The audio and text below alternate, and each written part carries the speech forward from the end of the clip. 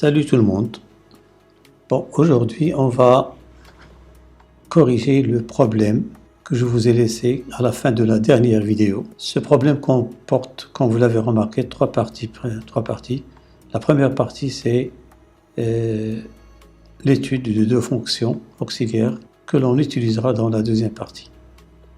Il s'agit en général des variations des deux fonctions g et h. Pour la partie principale, c'est la deuxième partie. Il s'agit d'une fonction, bien sûr, c'est la fonction 1 plus x ln de x moins ln carré de x pour tout x dans 0 plus infini. Bon, je crois que pour la limite, ça c'est pas difficile. Vous appliquez les formules que vous avez en cours. La limite en plus infini, ça consiste à changer l'expression de f de x parce que ici on aura une forme indéterminée. Puis au niveau des branches paraboliques, il y aura un petit problème au niveau de la limite de ln de x sur carré sur x. Donc on va essayer d'éclaircir tout ça au cours de la solution. Bon, voilà, c'est ça pourquoi on nous donne dans la première partie les deux fonctions f, g et h. C'est pour l'utiliser ici. Donc vous avez remarqué que la dérivée c'est h de x sur x. Le signe de f' dépend de celui de h de x. Puis on va en déduire la monotonie, ça c'est pas difficile. Pour le petit c, donc il faut utiliser le théorème des valeurs intermédiaires. Donc c'est une occasion pour en parler un petit peu. Pour le tracé de la courbe, on le fera ensemble. On admet que CF admet un point d'inflexion dont l'abscisse est comprise entre 1 et 1,5, ça vous l'admettez.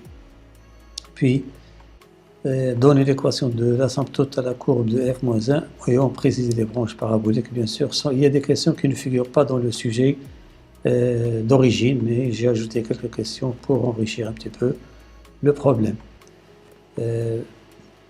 Montrer que la courbe f-1 de f-1 couple l'axe des ordonnées en un point à déterminer. Sont toutes ces questions, je les ai ajoutées pour vous rappeler les propriétés de la fonction réciproque. Et le tracé de la courbe de f-1, on le fera ensemble. Pour la troisième partie, il s'agit d'une suite, toujours une suite récurrente définie par la fonction f, dont il faut calculer la limite. Ça, c'est l'objectif principal de la troisième partie. Voilà, comme d'habitude, je vous laisse le temps de lire l'énoncé dans son intégralité, de réfléchir à la solution et de comparer avec celle proposée et commentée dans cette vidéo. Et bonne chance. Donc pour la solution de la première partie, il s'agit d'étudier les variations de g et de h. Alors nous avons g' de x, il est clair que c'est la dérivée, c'est 1 moins dérivée de ln de x et 1 sur x. Je réduis au même dénominateur commun entre x moins 1 sur x. Donc la fonction dérivée s'annule au point x égale 1. Le signe de g' de x, il est négatif sur 0,1 et positif sur 1 plus infini. On remarque que nous avons ici une valeur minimale qui est nulle au point 1. Donc ça veut dire quoi? D'après le tableau de variation, il est clair que g de x, ça c'est g de x est toujours positif ou nul sur l'intervalle 0 plus infini. En montrant que quel que soit x positif, h de x est égal à 1 plus g de x plus x moins 1 facteur de ln de x. Donc pour cela, on va partir de la droite, donc c'est 1 plus g de x plus x moins 1 ln de x. Je remplace g de x par sa valeur, et qu'est-ce qu'on trouve ici? X plus x moins 2, je factorise par ln de x bien sûr, c'est pas difficile, il suffit de vérifier l'égalité. Donc h de x c'est bien 1 plus g de x plus x moins 1 ln de x. Pour le signe de h de x, on sait que quel que soit x positif, g de x est positif ou nul.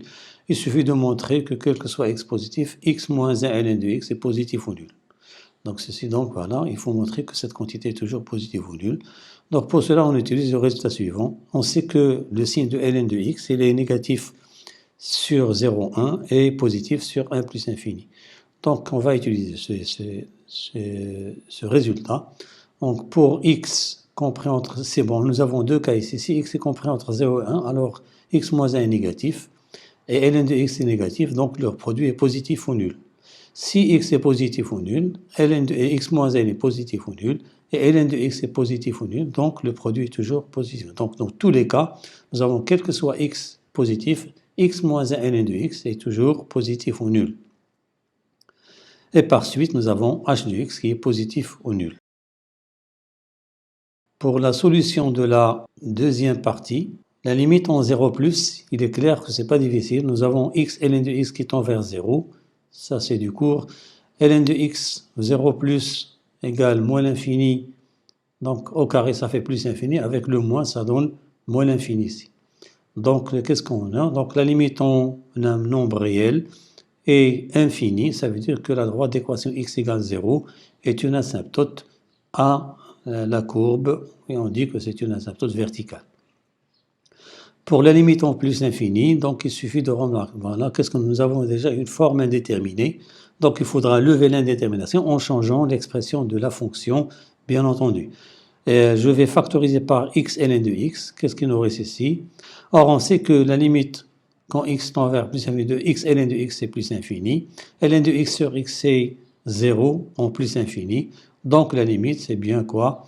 C'est plus l'infini. Non, x ici, x ln de x. Pour les branches paraboliques, il faut montrer, on a déjà limite, en plus infini c'est plus infini. Donc la limite, il faut chercher la limite de f de x sur x quand x tend vers plus infini. C'est quoi? C'est je divise tout par x. Il est clair que cette quantité tend vers 0. Ça tend vers plus infini. C'est une forme indéterminée, bien sûr. Donc il faudra calculer la limite de ln carré de x sur x quand x tend vers plus infini. Donc il faudra la mettre sous la forme ln de grand x sur x quand x tend vers plus infini. La limite en plus l'infini, on sait que c'est 0. Alors pour cela, qu'est-ce qu'on fait? On peut faire entrer le x sous le signe de carré, donc ça fait ln de x sur racine de x de tout au carré. Or, on a déjà vu que dans une vidéo précédente qu'on peut écrire ln de x c'est 2 ln de racine de. Pourquoi? Parce que ln de racine de x c'est 1 demi ln de x. Donc, je fais sortir le 2, donc 2 au carré ça fait 4, et on obtient de la forme ln de grand x sur grand x, avec grand x égale racine de x. Bon, bien sûr, quand x tend vers plus l'infini, quand x, il est clair que grand x tend vers plus l'infini. Donc la limite, c'est quoi? C'est ln de grand x sur x, encore x tend vers plus l'infini, c'est 0. Donc finalement, la limite de f de x c'est 0, c'est la limite c'est 0 plus infini plus moins 0, ça fait plus infini. Donc ça veut dire que CF admet une branche parabolique dirigée vers l'axe des ordonnées. Bon, pour montrer que la dérivée c'est pas difficile, donc il suffit de calculer, d'appliquer les formules de dérivation que vous avez. Surtout, la dérivée de u carré, c'est 2 fois u prime u. C'est ce que je vais utiliser ici, bien sûr, et le produit de deux fonctions, dérivée de u fois v.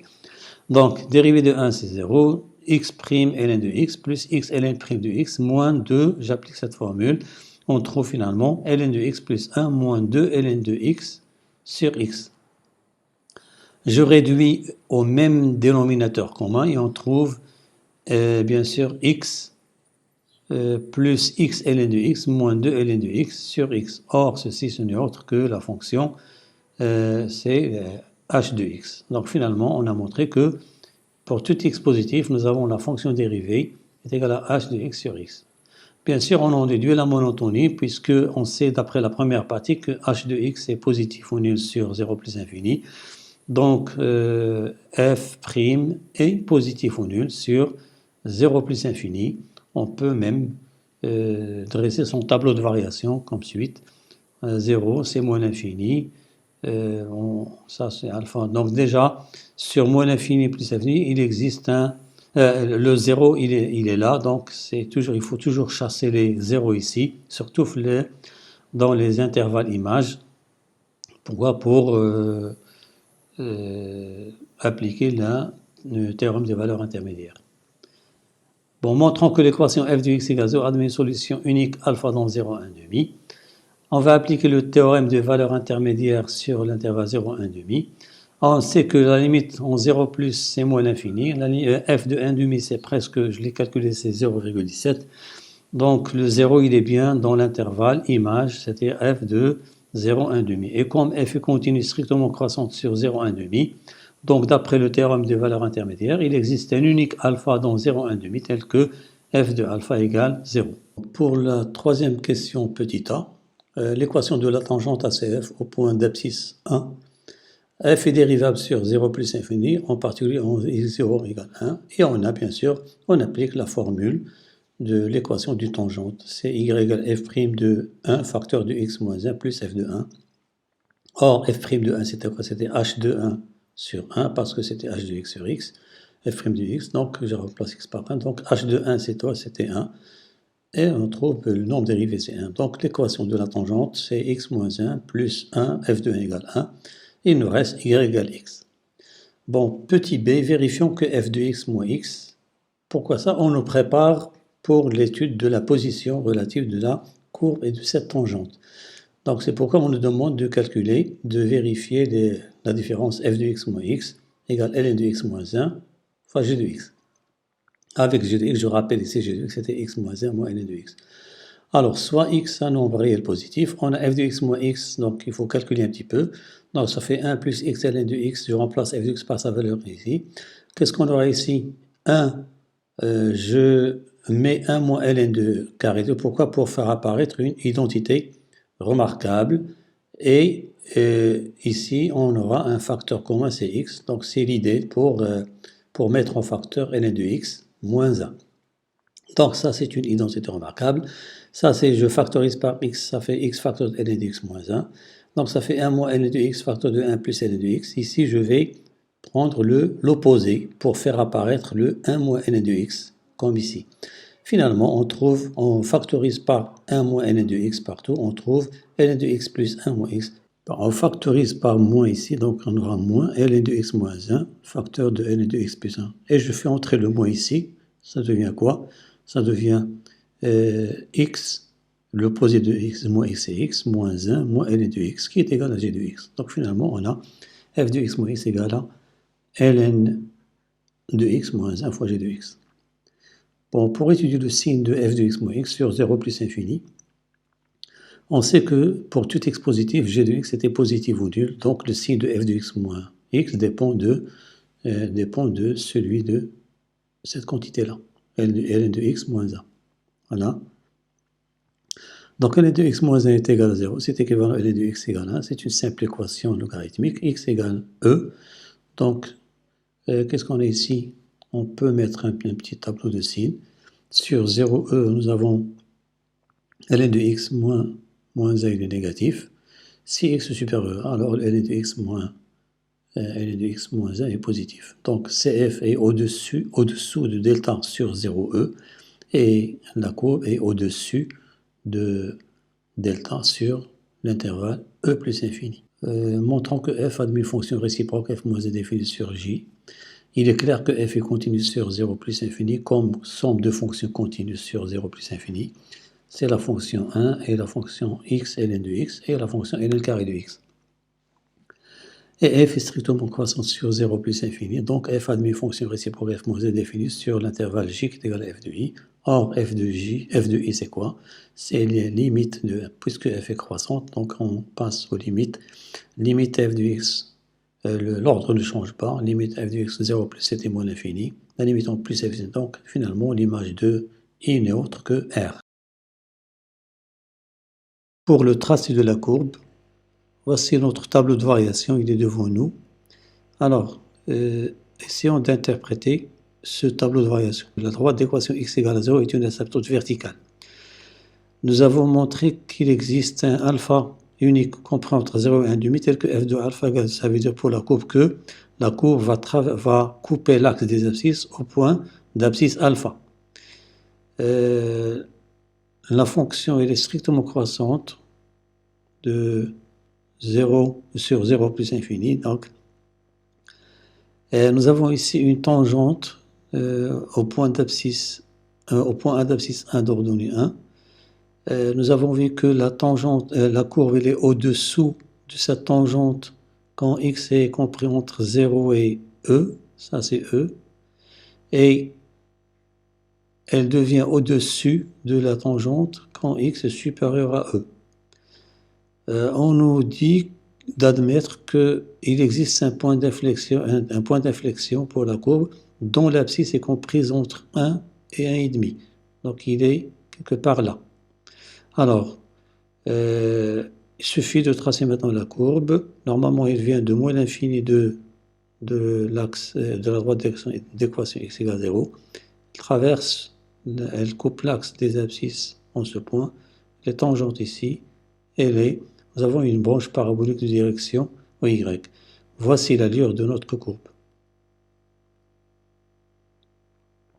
On voit bien là. Là, elle change de concavité. Elle est concave, là, elle devient convexe. Elle coupe la droite, la tangente en ce point, et puis elle continue son chemin vers les y positifs. Pour la sixième question, petit a, on nous demande de déterminer l'asymptote ACF-1, bien sûr, et la branche parabolique de CF-1. Donc, ça, c'est un résultat qu'il faut toujours retenir, c'est que par raison de symétrie, on sait que CF et CF-1 sont symétriques par rapport à la première bisectrice, la droite d'équation Y. C'est-à-dire que les abscisses deviennent ordonnées et ordonnées deviennent abscisses. Donc, la droite d'équation x égale 0 était une asymptote ACF, c'était une asymptote verticale, elle devient horizontale par raison de symétrie. C'est-à-dire que en échange de x en y, ça fait y égale 0 était une asymptote ACF-1. Puis on avait une branche parabolique dirigée vers l'axe des ordonnées pour la courbe CF. Donc, elle sera dirigée vers l'axe des abscisses positives pour CF-1. Donc ça, c'est pour les branches paraboliques et les asymptotes. Pour la petit b, on avait f de alpha égale 0. C'est équivalent f-1 de 0 égale ça. Pourquoi? Pour déterminer l'intersection avec l'axe des ordonnées. Donc ça veut dire que CF-1 coupe l'axe des ordonnées au point. C'est un point remarquable qu'il faut bien signaler ici pour tracer la courbe de CF-1. Pour le tracé de la courbe de la fonction réciproque, en récapitulant, nous avons ici, pour la courbe de la fonction f, une asymptote verticale d'équation x égale à 0. Donc elle devient une asymptote horizontale d'équation y égale 0. Nous avons dit que les x changent en y. Nous avons ici y égale x, tangente au point A. Or, le point A, il est invariant par cette symétrie, parce qu'il est sur la droite, sur la première bisectrice. Nous avions ici un point remarquable, c'est le point d'abscisse alpha d'ordonnée 0, donc il devient 0 alpha, donc le symétrique va être là. La fonction f-1 a le même sens de variation que la fonction f, donc elle est strictement croissante. Nous avions une branche parabolique de direction y pour la fonction f, pour la courbe de la fonction f, elle devient une branche parabolique de direction x' au x pour f-1. Donc, notre allure est, donc la courbe de f-1, elle vient de moins l'infini de la droite d'équation y égale 0. Elle coupe l'axe des ordonnées en ce point 0 alpha. Elle est tangente ici, et puis elle continue son chemin comme ça. Et voici l'allure de notre courbe de f-1. Là, elle est symétrique, ce niveau-là, par rapport à la première bisectrice. Là, elle change de direction, branche parabolique de direction OX. Voilà, pour montrer notre courbe, c'est la courbe. Voilà, c'est le tracé de la courbe de la fonction réciproque. Pour la solution de la troisième partie, nous avons une suite récurrente définie par la fonction précédemment définie. Avec son premier terme, ils auraient racine de e. Bon, il faut montrer que quel que soit n, un est compris entre 1 et e, bien sûr par récurrence. Pour n égale 0, on a u0 égale la racine de e, il est bien compris entre 1 et e. En supposant que un est compris entre 1 et e pour n appartenant à n, et en montrant que un plus 1 est compris entre 1 et e. On sait que f est croissante sur 0 plus infini, et on a par hypothèse de récurrence UN est compris entre 1 et E. Ça, c'est HR. Or, F, elle est croissante sur 0 plus infini. Donc, on applique F ici. Donc, ça fait F de 1 inférieur à F de UN, inférieur à F2 parce que F est croissante, elle conserve l'ordre. Donc, or, F de 1, c'est quoi? F de 1, c'est 1. F de E, c'est E. Donc, UN plus 1. F de UN, c'est UN plus. Donc, UN plus 1 est compris entre 1 et E. Donc, d'après le principe de récurrence, nous avons pour tout n dans n, UN est bien compris entre. Montrons que UN est décroissante. Pour cela, on nous donne une indication et on peut utiliser la deuxième partie, troisièmement, petit c. Bon, qu'est-ce que c'est? On sait que f de x moins x il est inférieur à 0 sur 0e. Donc, quel que soit n appartenant à n, et on a quel que soit n appartenant à un est compris dans n. Donc, on est toujours dans cet intervalle. Donc, on peut appliquer cette inégalité-là. Donc, f de moins un est inférieur ou égal à 0. Or, f de un, c'est quoi? C'est un plus 1. Donc, un plus 1 est inférieur à 1. Ça veut dire que un est une suite décroissante. Troisièmement, bon, il faut chercher la limite. Ça, on l'a vu presque dans toutes les vidéos précédentes. On a UN est décroissante et minorée par 1, donc converge vers une limite L. Voilà. On a F continue sur I. Quel que soit n appartenant à n, UN appartient à I. Il y en a qui remplacent cette condition par deux conditions. U0 appartient à I et F de I inclus dans I. Mais on peut utiliser seulement cette propriété-là. Ça englobe les deux. Et UN est convergente, donc sa limite est l'unique solution de l'équation f de x égale x, dans l'intervalle bien sûr 1e. Donc, or f de x égale x admet deux solutions dans cet intervalle, c'est 1 et e. Mais comme UN est décroissante, elle va converger vers la borne inférieure qui est égale à 1. Donc la limite de la suite c'est 1. Voilà, c'est terminé pour ce problème. J'espère vous retrouver pour un nouvel exercice. Merci pour votre attention et à la prochaine, Inch'Allah.